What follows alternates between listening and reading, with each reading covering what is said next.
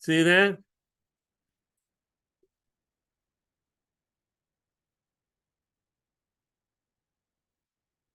Okay.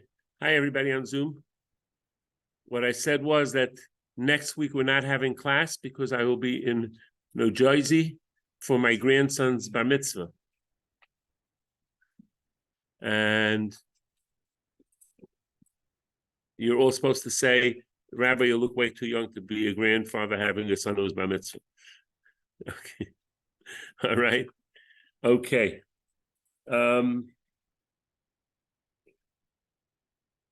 So we're going to find out in this week's Parsha. There's a few things I didn't do yet, so I'm going to do that because I didn't do them yet. All right. Simply Parsha. I'm going to give out the Parsha facts for next week as well, even though we may do it in a week. I want to get people to sign, and you can also give these out. That would be wonderful. Okay.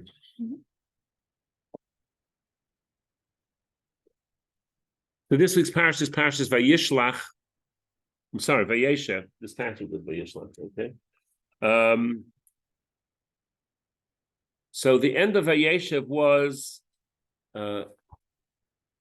listed the offspring of Esav.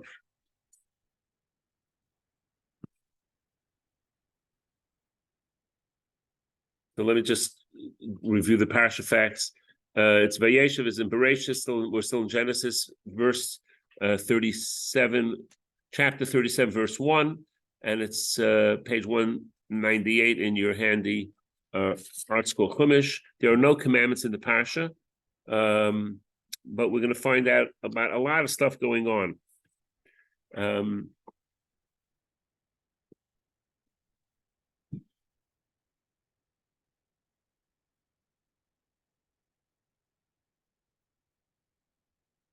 So at the end of last week's portion of Vayishlach, we had a listing of the offspring of Esav, and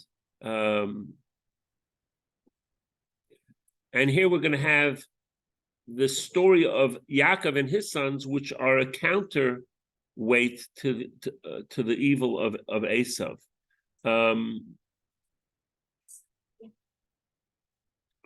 Now we're going to find in the Parsha, thank you. We're going to find in the Parsha that the Torah is very real.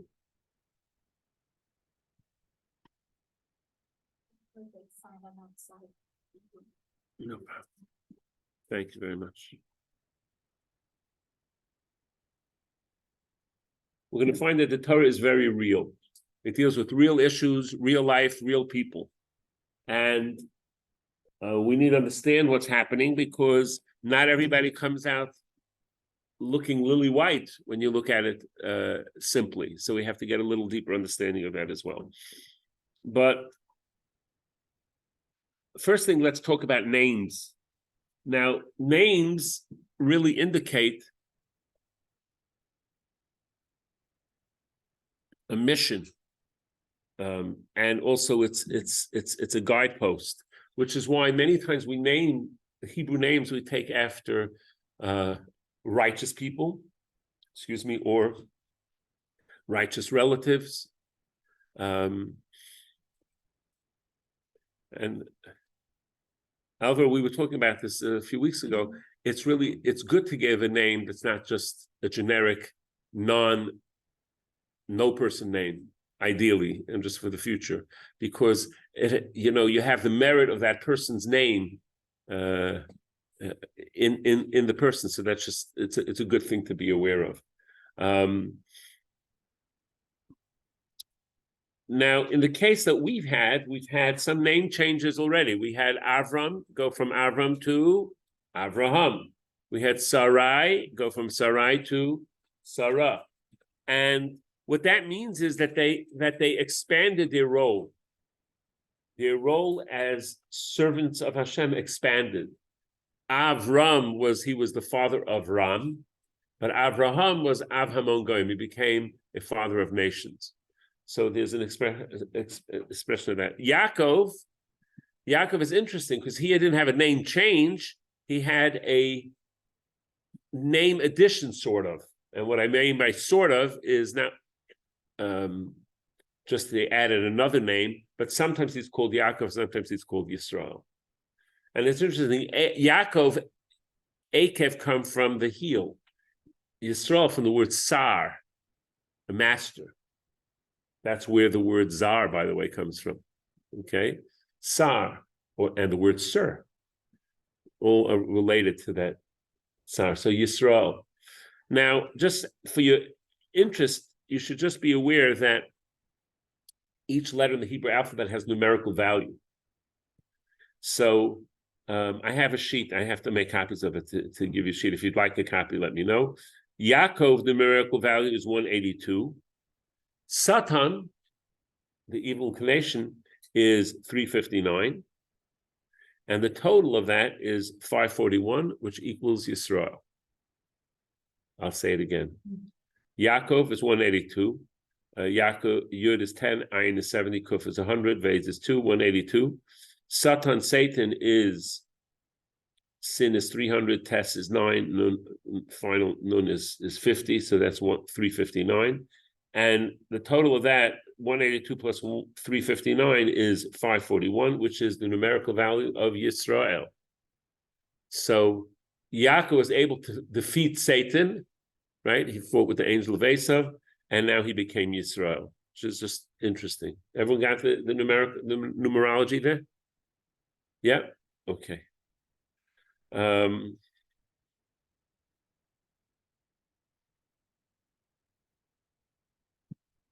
So being good, though, doesn't mean that life will always be peachy, and doesn't mean life will always be great.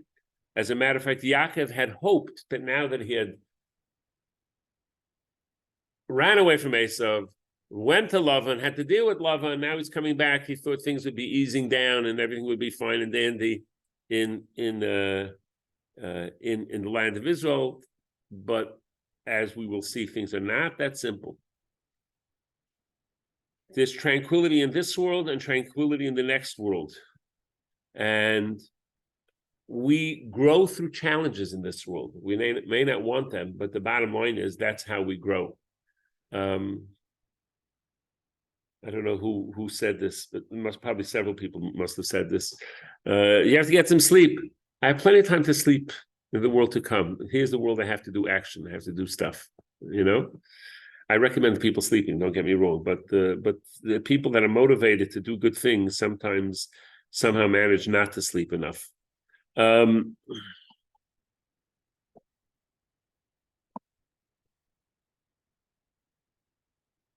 So Yaakov and Yosef had a very unique relationship. Who was Yosef? His 11th son, right? So, but Yaakov had a unique relationship with him. Why? First of all, who did Yaakov want to marry originally? Rachel. Had he married Rachel first, Yosef would have been the Bechar of the whole family. He would have been the firstborn, but at least now he's the firstborn of Rachel. So he's the firstborn of Rachel. That's special for Yaakov. Yaakov and Yosef looked alike. Certain things that happened to one happened to the other. The brothers didn't like him, attempted to kill him. The mothers were first barren. Both had dreams, which we're going to find out about. Yaakov with the ladder, and Yosef we're going to hear about in this week's Parsha. Both were destined for greatness, and Yaakov taught Yosef a lot of Torah.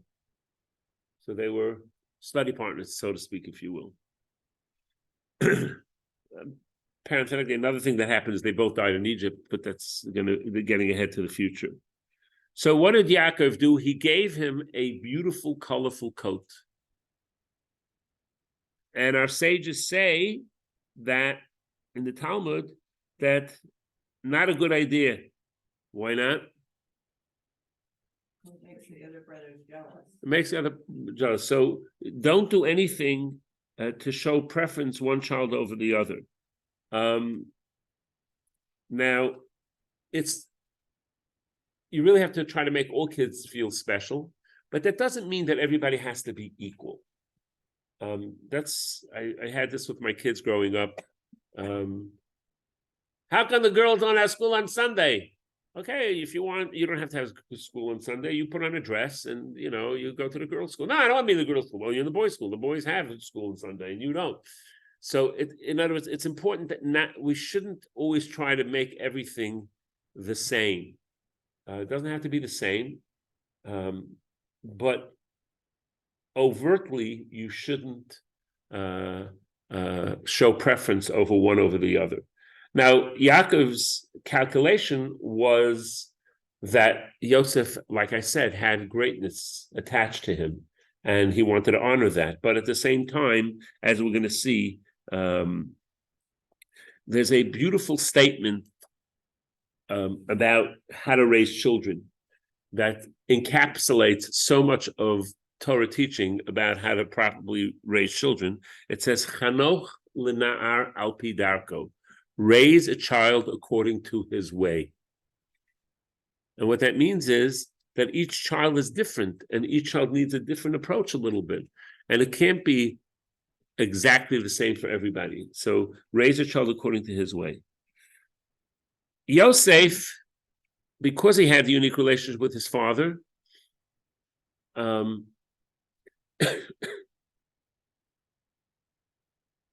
reported the things that the brothers were doing to his father that he thought they were doing wrong. Now, he made some mistakes here, which we're going to find out about, but Yosef was righteous and his intention was good, but we have, for ourselves, we need to know, I think Eleanor Roosevelt said this, great minds discuss ideas, average minds discuss events, and small minds discuss people. Again, that's not about Yosef, because Yosef was a great person, and he was a tzaddik, he was righteous. But for us, it's important to know not to spend a lot of time talking about people, because that's not going to get us too far, and likely we're going to get into hot water because we're going to speak ill about other people, which we shouldn't, unless there's certain circumstances. Another concept that we should be aware of that Yosef should have done, and that is being done lekav schus, judging people favorably. Very important idea. We don't always know the whole story. We don't know why they did this or why they did that.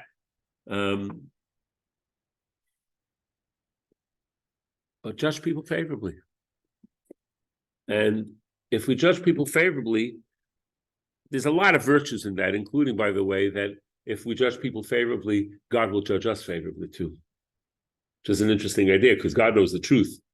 We have to do conjecture. Maybe they did that because of that and the other thing. But that's okay. It's good to judge people favorably. Obviously, somebody who's wicked, Hamas, we don't have to judge favorably. They're wicked people, very, very clearly. No ifs, buts, or whens about it. But people that are generally okay people, we should judge favorably. Give the benefit of the doubt. Maybe there's a reason why they did this, and maybe there's an understanding of why that happened. We're not seeing the whole picture.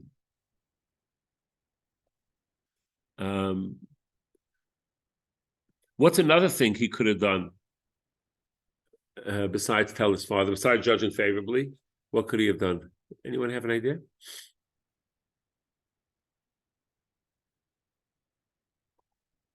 He could have asked them.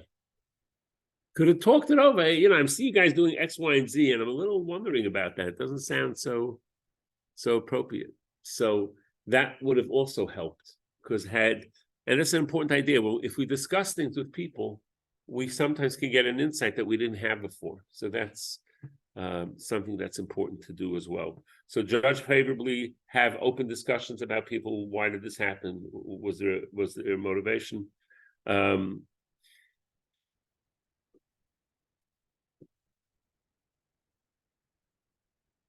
Remember the story.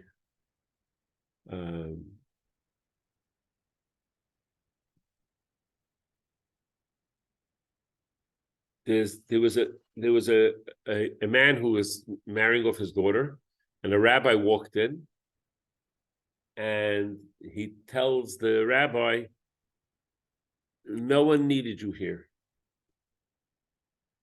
It sounds like,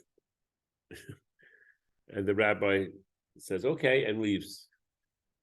it sounds like he's basically kicking him out of the wedding.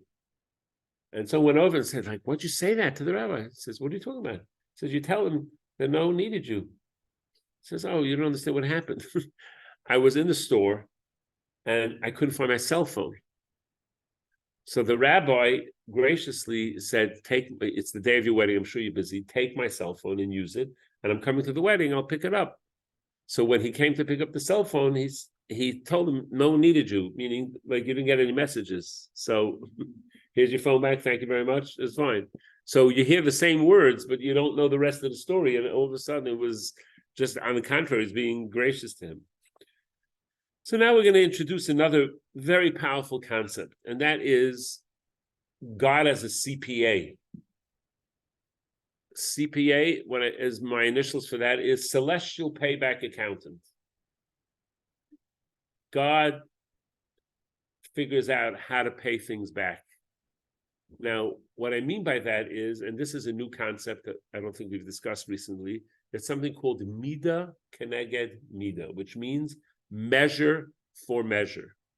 That because of the way someone did something, maybe positive or, God forbid, negative, the result of that will be something will come around that'll be similar that way. I'm going to give you a sweet example in a positive way. The custom is that mourners do not wear leather shoes. Okay? Many times, especially in their house, they don't wear any shoes at all. They just have, socks on, stockings, whatever. So there was a man who his custom was when he went to visit a mourner. Now, this is not Jewish law. This is not a custom that we do. But his own custom that he invented was when he would come into the house of the mourner, he would take his shoes off. Why did he do that? Don't tell me about the carpet. Why did he do that? He wanted to show connection with the mourner, that I'm also in mourning with you. It's a very sweet gesture. Everyone get it? Clear? What ended up happening is years, and this he did every time he went to comfort a mourner. Years later, he died on Tisha B'Av, which is the day of national mourning, and no one's wearing shoes that day. So in a sense, this was like a symbolic payback to this man for being sensitive to the mourner, that on his day of passing and his funeral, people didn't wear shoes. Okay, you see this idea? That's called measure for measure. God calculated it so that people should realize that what his custom was. So we're going to hear about some negative measure for measure. And I'm going to tell you one that I have a theory about. As many of you may have heard of Yitzhak Rabin, he was the former prime minister of Israel. He started doing a peace agreement with the Palestinians. How that worked out is another story. But surprisingly, someone was very upset. A Jewish person was very upset and actually assassinated him, which is highly not assassinations. Jews who assassinate, not very not common. So it was like the world went crazy. A Jewish man assassinated Yitzhak Rabin and killed him. So it was like, again, we don't use violence unless we have to. And this was not the way to do it. So I did a little research and I found it to be fascinating. And I have a theory. Years before the formation of the state of Israel, there were two major groups that were fighting against the British to get independence. One was the Haganah, and the other was the Irgun. The Haganah's head was Ben Gurion, who would eventually become the first prime minister, and the Irgun's head was Menachem Begin, who eventually later on became prime minister. The British finally left, and now there was a tension between the Irgun and the Haganah. Who would be the real army of the Jewish people, which they needed pretty fast because the Arabs attacked immediately once the state was formed. And the Haganah wanted to be in charge, and the Irgun wanted to have a say at the table as well. But the Haganah wasn't interested. So the Haganah with arms and men took a boat the name of the boat is the Altalina, and came into the harbor of, if I remember correctly, Tel Aviv harbor. It may have been Haifa, Tel Aviv, I'm not sure, but be that as it may, they came in, and Menachem Begin wanted to be very firm and let Ben Gurion wanted to be very firm with Menachem Begin and said, no, you guys have to disarm. There's only one army, and it's going to be the Haganah people that are going to run it. We'll incorporate you, some of them maybe, but that's it. And Menachem Begin didn't want to. So the Haganah, Ben Gurion ordered that the Haganah should open fire on the Altadina, on the boat, and killed some Jewish people. The commander who did that was Rabbi. So in 1948, he ordered shooting on fellow Jews, and many years later, a Jew killed him. Again, I'm not God, and I'm not saying he deserved death. That's God's department, not mine. But it is a fascinating historical story that the commander who opened fire and gave the order to open fire on the Irgun soldiers on the boat was Menachem Begin, and many years later, when he was prime minister, he was assassinated by a Jew. So this might be measure for measure. Again, like I said, it's above my pay grade to make these kind of analysis, but I found it to be fascinating from my point of view. So this is again the concept of measure for measure, celestial payback accountant. Years later, God says, we're going to do this, we're going to do this. You fired on the Jewish people, you're going to be fired on by a Jewish person. So food for thought. You're welcome to disagree, because I don't have any sources to this. There's just a theory on my part. But the concept of measure for measure is something that does exist in Jewish law, and we're going to have it here in this week's Parsha. Because he would complain about his brothers to his father that it looks like they were eating animals without proper shechita. It looks like they were making fun of the children of Bilhah and Zilpah, calling them slaves. And it looks like they're not being appropriate with Canaanite women. So what did Hashem make happen to Yosef in this week's portion? We're going to find out that the blood of an animal was used and properly shechted to make his coat look bloody. And he was sold as a slave. He was saying that they spoke about slavery, so he was sold as a slave. And he said that they weren't appropriate to Canaanite women. The wife of Potiphar tries to seduce him. So he's dealing with all these issues, and some of these issues are actually consequences of his not being careful on how he judged his brothers. Is this clear? Am I making sense? Yeah? No? Saying that they were Canaanite women. Mm-hmm. And again, he was wrong about, he made some assumptions. He was jumping to conclusions, which he shouldn't have, but there's a price to pay for that. And it was. Okay. Though the brothers were righteous as well, they disliked him. Because they felt that he was elitist to them. And we're going to see what the problem is going to be in a moment. But interestingly enough, our sages compliment them for being honest with him. They didn't like, oh, wow, you're the greatest. You know, they didn't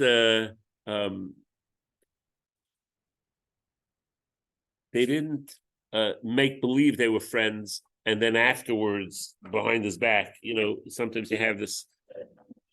Fine, thank you. You know, sometimes a person's honored at a banquet, and they're saying all these laudatory things at the banquet, and in the audience they're saying, you know, that happens sometimes. So um,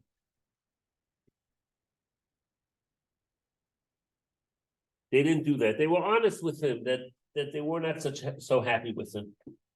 And the term used for that is echad b'lev, echad b'peh. They were one with their mouth and one with their heart. They didn't make believe that they were lovey-dovey to their brother, who they didn't think was acted appropriately.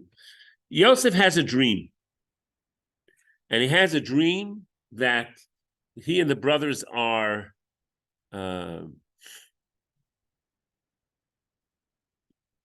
cutting sheaves of wheat, and the sheaves, his sheaf goes up into the sky, and the other sheaves of the brothers goes around him and bows down to him. Yikes. Why does he share this with them? I'm sorry? And the answer is that he's wanted to tell them that his elitist aspect of him, that's my term, that's not a great term, but that really some of this might be prophetic. There's a reason for this. But they were not happy with it. And the brother said, "You think you're going to rule over us? Like, where are you coming from with this?" And then he has a second dream. The sun and the moon and 11 stars are bowing down to him. And they're really upset. And Yaakov externally says, "What does this mean? Who are the 11 stars?" Jeopardy music time. His brothers. Who's the sun and the moon? Right. So Yaakov says, could this be true? Why couldn't it be true? Bingo. Very good. Say it louder. His mother died already. So could this be true? But the dream doesn't have to be exact. And he did have Bilhah, her maidservant, would be instead. So Yaakov says, how could this be true? But there's a part of Yaakov that's wondering, these dreams, there's something to them. Internally, Yaakov is saying there's something to them.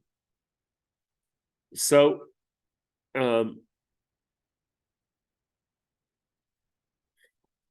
yes.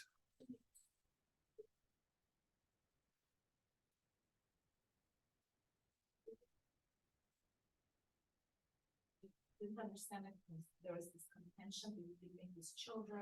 Okay, so you're asking a good question. Prophecy doesn't mean that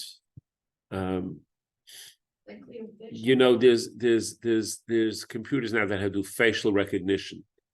That this is person, this is their information, this information. A prophet doesn't walk around and see everything going on, understand everything going on. It's an insight that they get about certain things that Hashem allows them to have. So, how much, I can't tell you exactly how much Yaakov knew, but clearly he didn't realize how bad it was between them, because he wouldn't have, as we're going to see, send them on a mission.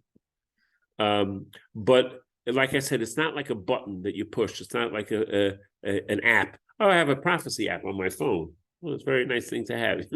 I wish it was that easy. It doesn't work that way. It's developing a spiritual awareness and cognizance where Hashem reveals things to you. So I think that answers the question. So Yaakov sends Yosef to check on him, check on his brothers, find out how they're doing. And they have a plan. They see him coming. They're going to kill him. Why? So let's go through a little history. Avrohom had 2 sons initially. Who were the 2 sons?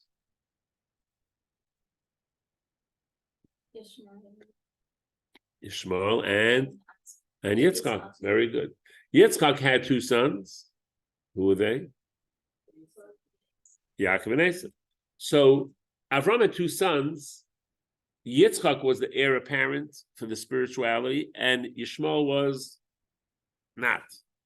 Yitzchak had 2 sons. Yaakov was the heir apparent for spirituality. Esau was not. The brothers were afraid that what Yosef was doing is that he's going to be the heir apparent and they're going to be cut out. And they said, no, there's supposed to be 12 tribes, not one.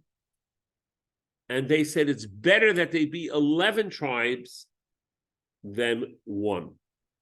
That was part of the calculation, to be able to say, Yosef is going in a direction that's really bad. He has these visions of grandeur for himself, and he's going to cut us out, and we can't allow that to happen. And Yaakov, a little bit, it seems like is allowing this by giving him preferential treatment and a special coat. So they were very afraid about that. So Yosef travels, and he comes to where he thinks they are. He doesn't shirk his responsibilities. He asks around, and he finds out where they are, and he goes there. And they plan on killing him and throwing his body into a pit. Reuven felt that was a wrong approach, but he didn't come out and say it. He said, why should we kill him? Let's put him into the pit and let him die in the pit. And the blood won't be directly on our hands. It'll be indirect. What was Reuven's calculation? He's going to come back to save him later on, after the brothers leave. That was his plan.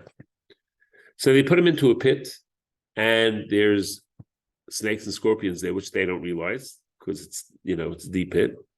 And Reuven goes back to his father, and the brothers are sitting around, and Yehuda says, what? Why should we have any blood on our hands at all? There's some merchants that are traveling by. Let's take him out and sell him as a slave. And he'll be far, far away and won't have anything. He'll be out of the picture, so to speak. He'll be lost in the slave world of Egypt. And that's what they do. They took him out and they sold him. And now realize what's going on here. This is all part of Hashem's plan to get them to Egypt. So, we're many times little players in the story that's unfolding, and we have no idea what's going on, really, because Hashem is really pushing the pieces. Now, what happens had they not done this mistake? Then Hashem would have figured out a different plan. There's always plan A, B, C, D. But what's happening now is the pieces of the puzzle are falling in for the Jewish people to end up in Egypt. Please don't be sorry. Yes. Nobody ever said that it's like a bad or a Russia kind of an action. They always explain it away that they have reason, they do this for that, but this for that. But nobody ever describes their actions as that. Right? Okay, so you're asking a good question. It looks pretty bad, and we're not saying that they're wicked. So what's going on here? So there's this famous saying from our sages: if in Rishonim Kemalachim, if the previous generations are like angels, then we're like people. If the previous angels are like people, then we're like animals. Meaning to say that we can't understand the depth and what's going on in every incident without looking into it deeper. And looking at them as mere mortals that made, jealousy mistakes. Now, there were mistakes that they did here, no question about it, but that's not the point. The point is that we have to have a deeper understanding, because if we look at them as just mere mortals, then, we live in a society where nothing is sacred. And it's a mistake. I think it's a mistake because we don't look up to anybody. I still remember when Bill Clinton was running for office, he was doing a question and answer session with college students. And one of the college students asked him, "You should excuse me, what kind of underwear do you wear?" And he just answered it, and to me, it hit me like, it's such an inappropriate question. None of your business. and you're dealing with somebody who potentially could become president and became president of the United States, and you need to know what kind of how's that going to help you in your decision to decide if you vote for him or not?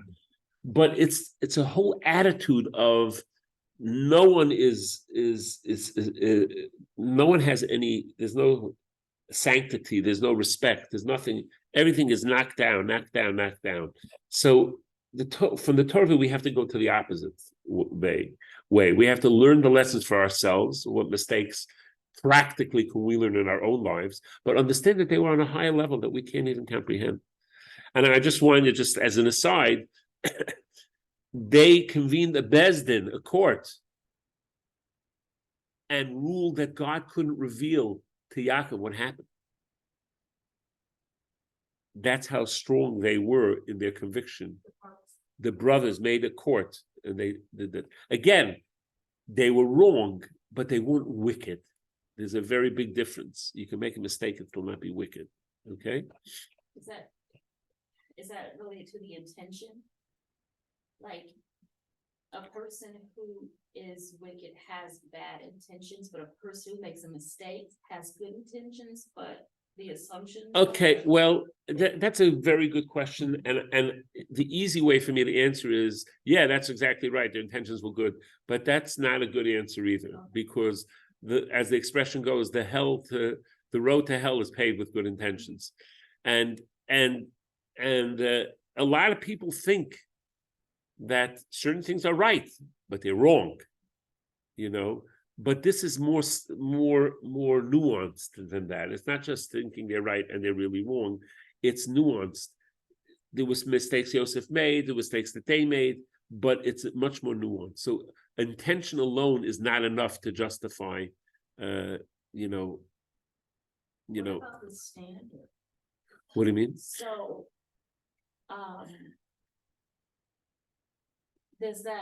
does what we were just talking about include a standard, an objective truth, sort of Torah? Yeah. So I'm not sure what your question is. Well, I'm not sure you're going to think about it. Okay. When you come up with it, you let me know. Okay.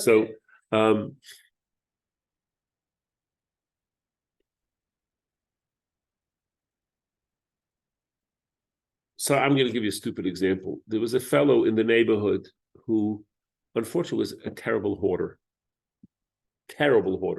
And I don't know if he lived in his car or was, hanging out there an awful lot. And his car, inside and on top of, was just filled with junk that he saved.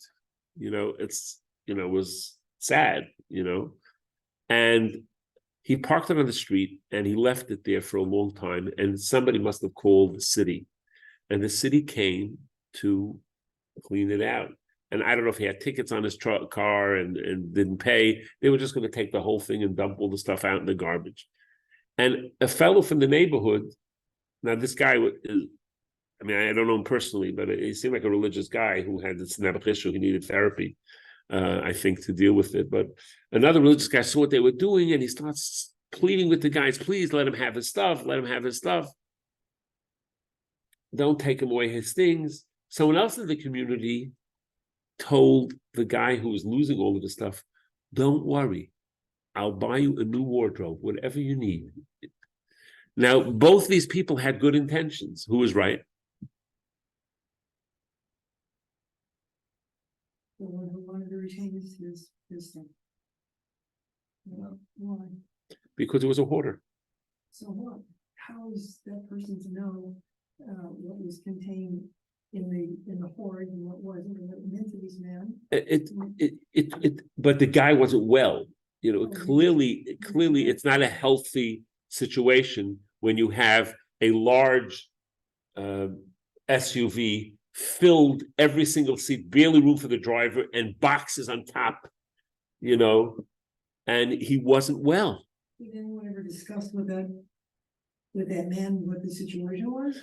Actually, it happens to be that I did. Did they try to connect with him? I did. I actually went over to him and said, I'll try to help you with therapy. Probably would be helpful, So he wasn't game. He's a sweet guy, but not game. The guy who spared him losing some of his stuff, made a mistake. Now, it was very well-intentioned, and the result wasn't evil, wasn't bad. I'm just using this as an example. The guy who offered him to buy him a new wardrobe, that was really special. You understand? It was two approaches. Let him have his stuff. And what ended up happening is they let him take some of the stuff, and it was Friday afternoon, and people had to come help him and schlep him. But a lot of the truck and the other stuff, a lot of it was taken away. Whatever. I don't know what the result is now. I haven't seen him around the neighborhood for a while. But I'm just saying, I'm just using this as an example of two people with wonderful intentions, that one was really on the mark and the other one was a little bit off. Not terribly off, but a little bit off. He was enabling the situation. And that's the right word, thank you. He was enabling the situation, which it would have been better if the guy had not had anything and gotten new stuff and started from scratch again. Would it have helped? Still maybe not, but it would have been a good start. I think that's a legal interpretation without knowing what the true circumstances of that individual is, without knowledge of what the stuff or hoard meant to him. The dynamics of the situation, to me, does not point out a good or bad intention. The person. No, I didn't say bad intention. Both were good. And the point I'm making is both intentions were good. And in my view, the one who was offering to buy new clothing was the better one. And maybe in your view, letting him hoard his stuff is the better view, could be. But yes. I have a friend who they just closed the hoarding program because they lost staff, but she said They should have hoarded their staff. No, never mind. She said it is one of the most difficult programs to administer because it's a specialty. So either one of them could have taken a guess at it, but it's just very difficult to manage. Yeah, it's hard. It's hard. Again, I don't want to overplay the example. It's just an example. All I'm just saying is two people had two approaches on how to deal with the issue. Both are well intended, and maybe you're right. Maybe the other approach, it didn't to us on the outside. It didn't look that way because he wasn't working. He was had to ask people for charity, and he had all this stuff that he never got to, you know what I'm saying? It was all closed and it was old clothing, whatever. But be this as it may, we're beating a dead horse, and we're overplaying it. But hoarding is a real problem. Is that what you're saying, Phyllis? Yes, it's not easily managed by professionals. Yeah.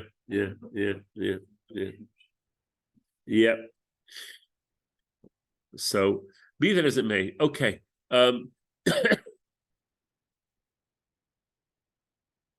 So Reuven comes back and goes to the pit. Yosef, and he's not there.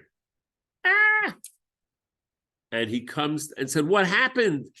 They sold him, and Yosef is this, and Reuven is distraught. He tears his clothing in mourning. They take. Yehuda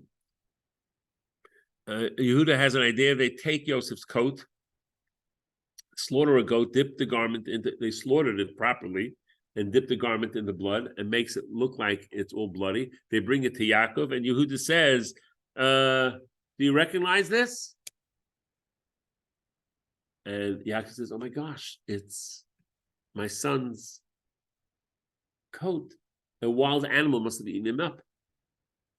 And Yaakov is distraught, and he's totally inconsolable.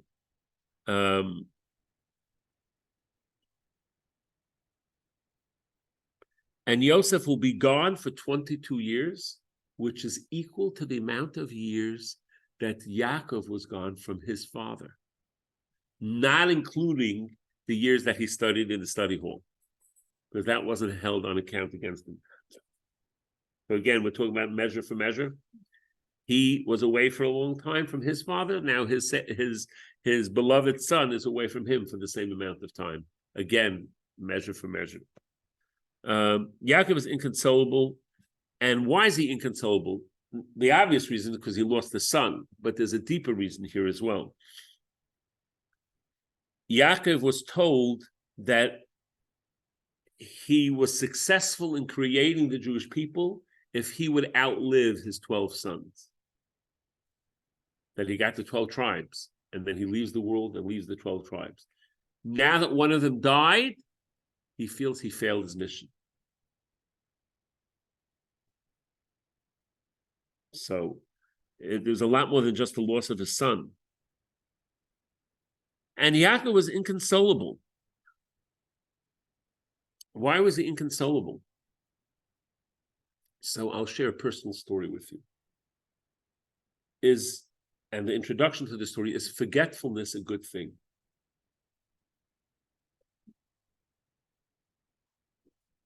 Yes and no. Yes or no? Very Jewish answer. What do you mean by that? It depends on the content that's forgotten. And yeah, I think it depends on what's forgotten. Okay, so let me share with you a personal story. My mother, blessed Mary, passed away many, many years ago. Very close. And years after she passed, I had a dream that she told me she's alive. It was a mistake. She didn't die. And then I woke up. And what happened? I had the searing pain of her loss again.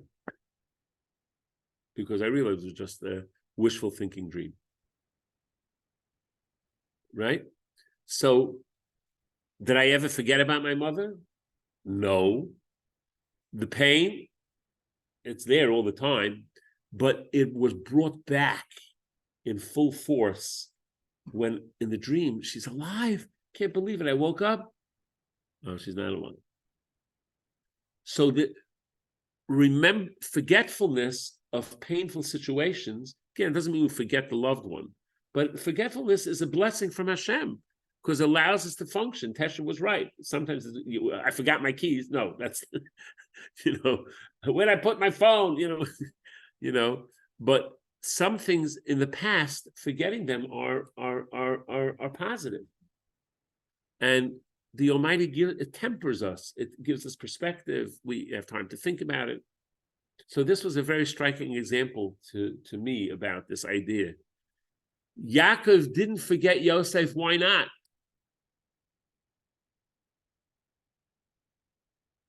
He hadn't died.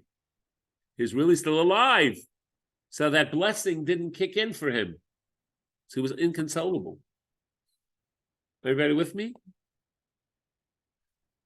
So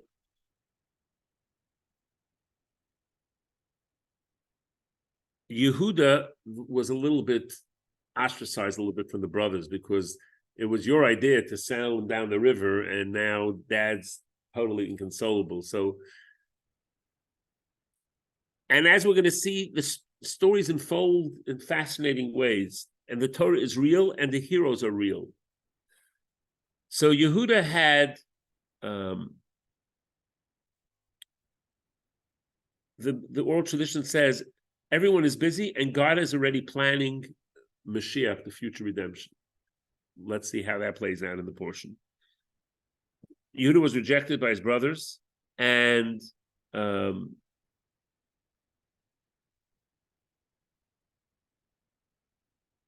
Yehuda married off his sons, and the first one, the older one, married a woman named Tamar, who was a very beautiful woman. And what happened was, Yehuda's son did not want to mar her appearance and did a very primitive form of birth control. What he did was he was sexually aroused within her, but he didn't allow his seed to go into her, so she would never become pregnant. And Hashem was not happy with that at all, wasting seed and not trying to build a Jewish family. So Yehuda's son died. Now, Jewish law dictates there's a thing called yibum, a yibum marriage, which means that if a person marries, if a man marries and dies and doesn't have any sons, that the wife should then marry another brother. If he doesn't want to, then there's something called chalitza. There's a whole procedure that's done with a shoe that absolves him from that relationship. Today, we don't do the yibum marriage at all. It's called the Levirate marriage. That's the English name for it, if you want to look it up. We don't do that at all because we're not on the level to do it properly. So we just do the chalitza. We do the procedure. Again, it's only if the brother who's married has no children. So then the woman becomes attached, if you will, to this next son, and they either do the Levirate marriage or they do the chalitza, the procedure to absolve her from it. So the second brother married Tamar, and guess what? He had the same brilliant idea, and did the primitive form of birth control, and he died. There was a third brother. Now Yehuda at this time doesn't know what's going on, why his sons are dying, but he's not exactly excited to let Tamar marry the third son. So he says to Tamar, don't call us, we'll call you. But Tamar was righteous. She had done nothing wrong. So in the interim, Yehuda's wife dies, and Tamar sees this as an opportunity. So she disguises herself and acts like a woman of the street and entices Yehuda to have relations with her, and becomes pregnant. So Yehuda, now there's a halachic reason for this. The article goes into great length about philosophically and halachically what's going on. You're welcome to look at the article Chumash. But the bottom line is, Yehuda finds out that Tamar's pregnant. Now, clearly, that's nothing she was allowed to do because she's still connected to the third son that Yehuda wasn't letting her marry. And she's prohibited from marrying somebody else until the issue is resolved. So Yehuda says, okay, she has to be killed because she obviously wasn't being faithful to this thing. So Tamar doesn't want to embarrass Yehuda. And she sends the items that he left her as a deposit.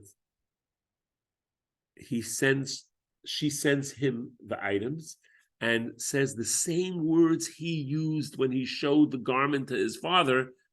Do you recognize this? It was his staff and whatever the stuff that he had given her.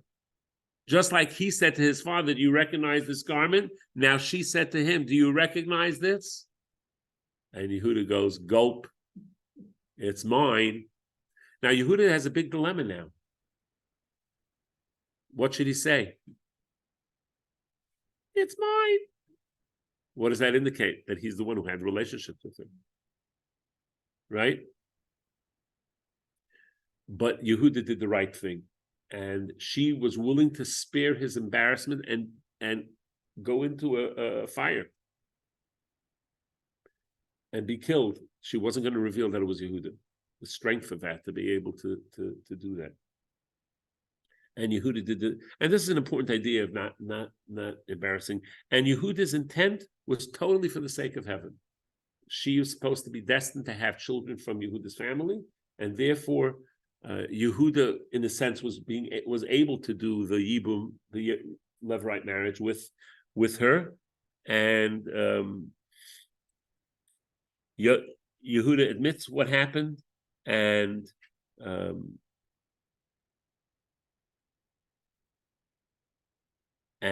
she's spared, obviously, and the offspring from this leads to Mashiach.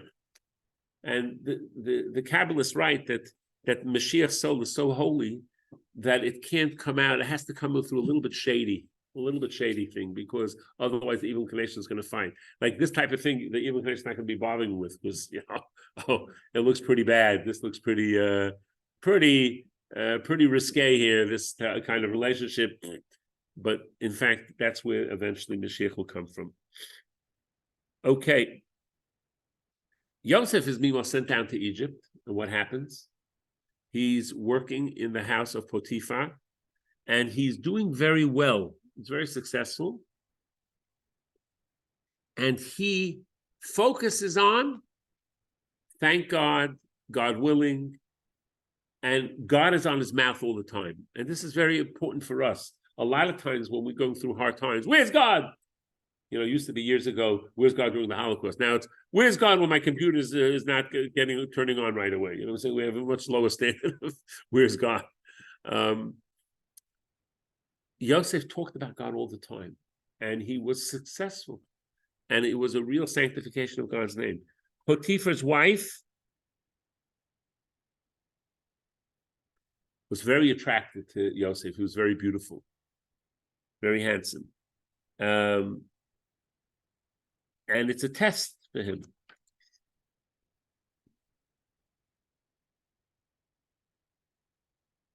But Yosef avoids her attempts all the time at attempting to be intimate with him. And the test is, no one's going to know, right? But God knows. And it was not easy. Our sages tell us this was not an easy test for him, and that he was tempted, but he still was connected to God. And what ends up happening is that he comes to work one day and nobody's in the house. Potiphar's wife feigns illness, and they're all alone, and she really grabs him, and he allows her to grab his clothing, and he runs outside. And what does she do? She blames him. Help! And everyone comes running, and she says that he was the one who was trying to seduce her. And Yosef is thrown into prison. Now, Yosef is not in good shape here. He was sold down the river literally and figuratively by his brothers. He's a slave in Egypt. Now he's accused of something he did not do, and he's in jail. But he still maintains his connection to God, very special. And he's in jail, and we'll conclude with this final story. 2 of Pharaoh's servants are thrown into jail. One is the head waiter, and one is the head baker. The head waiter because there was a fly in his wine, and the head baker because there was a little rock in his bread.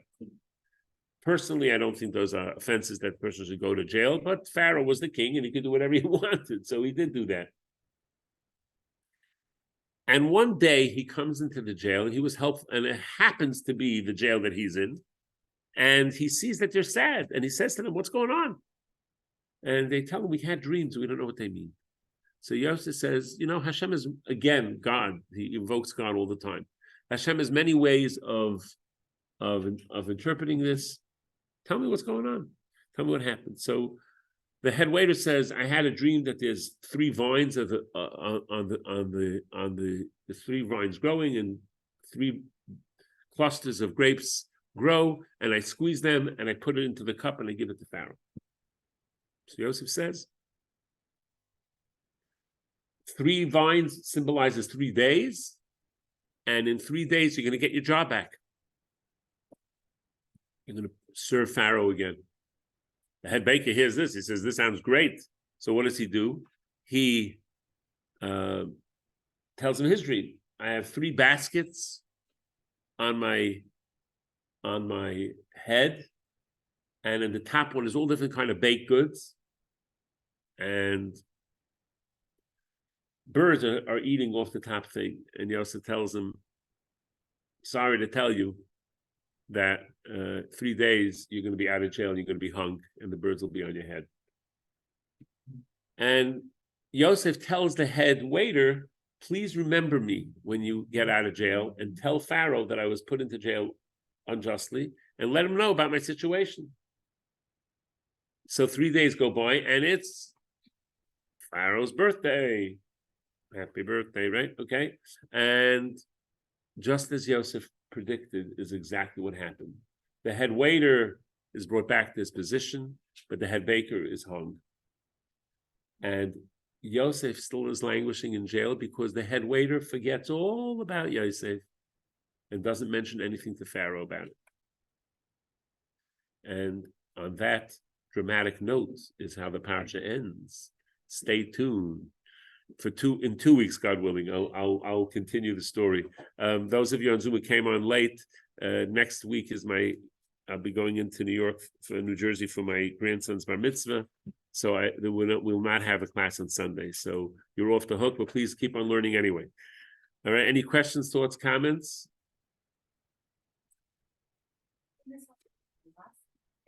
My grandson asked this question. Please.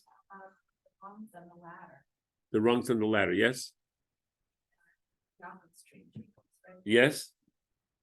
He was asking, well, angels, flow, like, why do they have to go step on the rungs of the ladder? Why don't you just go up and down? Use an elevator. Use a modern boy. What's this? The rungs, the escalator, elevator. So there's actually, the Medrash says that the rungs represented the years of the exile. That's why we were like, So the rungs, it's not necessarily that they were climbing the ladder per se. It could be they were floating up, but the rungs represent the years of each exile. So that's one aspect of it. That could be one answer to him. I think it's also just a visualization as well. Besides that, it's just a visualization of angels going up and angels coming down. That there's this connection from earth to heaven. That we have, right? Mm-hmm. You're welcome. Questions, thoughts? Tonight, 6:00, class on laws and customs of Sukkot. It will be on Zoom as well. Those of you on Zoom, yes. A class about Hanukkah. You know Hanukkah? A class. Hanukkah. Around 45 minutes, I think. All right. Don't hold me to that, but around that. Okay. It's free, by the way. And we're giving out menorahs too. Any other questions, thoughts, comments? Going once. Maybe? Okay, we'll see if I have a spot for you. We'll have a special seat for you, okay? it's for adults, right? Like the stories are to be geared towards. Yeah. I can come with my husband. You can come with your husband. No problem. Same price, free. Thank you. Any questions, thoughts, comments, anybody? And if you haven't registered for the Hanukkah party, we'd love to have you. Please do so. It's going to be the following week on Wednesday, December 13th. Questions, comments, going once, twice? Thank you. You're very welcome. Take care. Thank you, Rabbi. You're welcome. Take care. All the best, Diane. Thanks, Rabbi. Thank you. You're welcome, Elisheva. Take care. Yeah, thank you also, Connie. Yeah, all the best. Have a wonderful Hanukkah to everybody. Again, it'll be on You Zoom. too. Thank you. Oh, well, you said Yes. 6:00 to 9:00 our time. Yep. Okay, very good. And Mazel Tov in advance. Thank you so much. Appreciate it. New York or New Jersey? Jersey. Oh, okay. Come on. Yeah, you don't have any children that live in New York? Staten Island. Oh, okay. Where is Staten Island? Willowbrook? No, you're not far from Willowbrook, actually. Yeah, but not far from Willowbrook. Okay, Why, you near very Staten nice. Island? My aunt and uncle live in Staten Island, Willowbrook. Okay. Where do Yeah. you work, in Brooklyn or Manhattan? I work in Williamsburg. Williamsburg. Okay. Thank you. Yeah, Did you make it tonight? Williamsburg. Yeah, good. Okay. Take care. All right, be well. Thank you too, again. Connie. Take care. All the Bye. best. Take care, Dan. Shmuel, take care. Bye-bye. All the best.